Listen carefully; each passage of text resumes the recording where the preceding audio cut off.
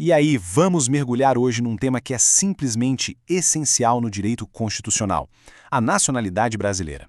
É um daqueles assuntos que estão lá no artigo 12 da Constituição e olha, para quem está estudando para provas e concursos, entender isso aqui bem direitinho é fundamental. Ok, vamos começar com a pergunta que, na verdade, é o centro de toda essa discussão. Na prática, faz alguma diferença ser um brasileiro nato ou um brasileiro naturalizado? A lei trata todo mundo igual mesmo?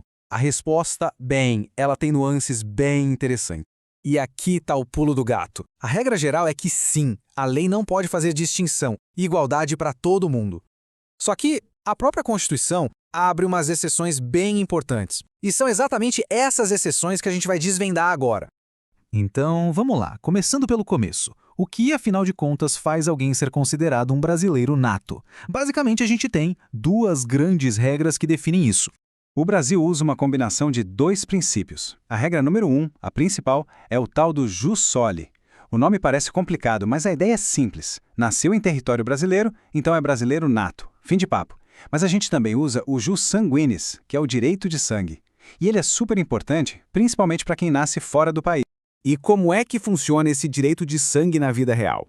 Bom, existem três situações. A primeira, se o pai ou a mãe da criança está lá fora trabalhando oficialmente para o Brasil, tipo um diplomata, o filho é nato sem discussão. A segunda, a criança nasce lá fora e é registrada numa repartição brasileira, como um consulado. E a terceira é uma escolha que a pessoa faz depois. Ela pode vir morar no Brasil e, depois de fazer 18 anos, confirmar que quer ser brasileiro. Agora chegamos na parte que todo concurseiro adora, o macete. Existe uma listinha de cargos públicos que só brasileiros natos podem ocupar. E a melhor notícia é que tem um jeito muito fácil de decorar essa lista.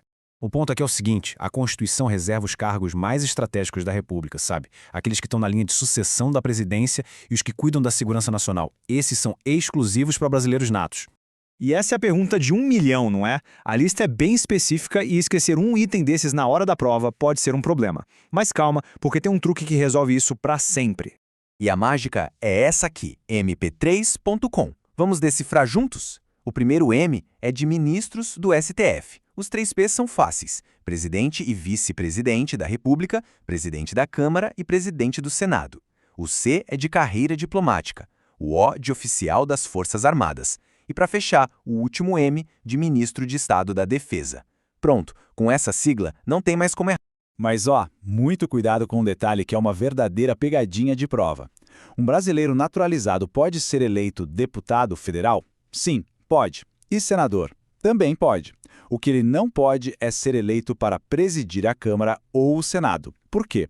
Porque esses cargos estão na linha de sucessão do presidente da República. Agora vamos para uma diferença que é talvez a mais drástica de todas entre ser nato e naturalizado. Um assunto bem sério, a extradição. A regra para o brasileiro nato é absoluta: ele nunca será extraditado. Não importa o que tenha acontecido lá fora, o Brasil não entrega. É uma proteção total. Já para o naturalizado, a história é outra. Ele pode ser extraditado, sim, mas só em 2 situações bem específicas. Primeira, se cometeu um crime comum antes de se naturalizar, e a segunda, por envolvimento com o tráfico de drogas. E nesse caso do tráfico, não importa se foi antes ou depois da naturalização.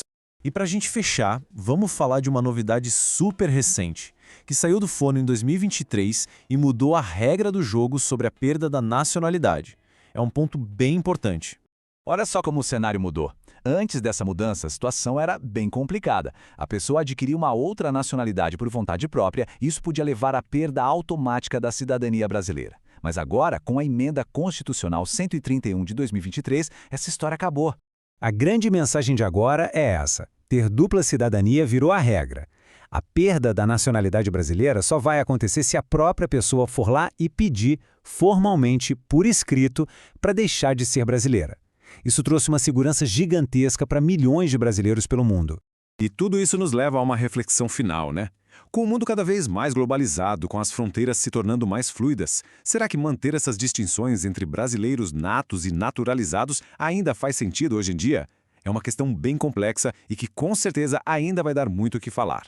Valeu pela companhia e até a próxima. Então ficamos por aqui, curte, comente e compartilhe. Até o próximo vídeo. Acadêmico Marcos André Zeninte dos Santos Galvão, Academia de Direito.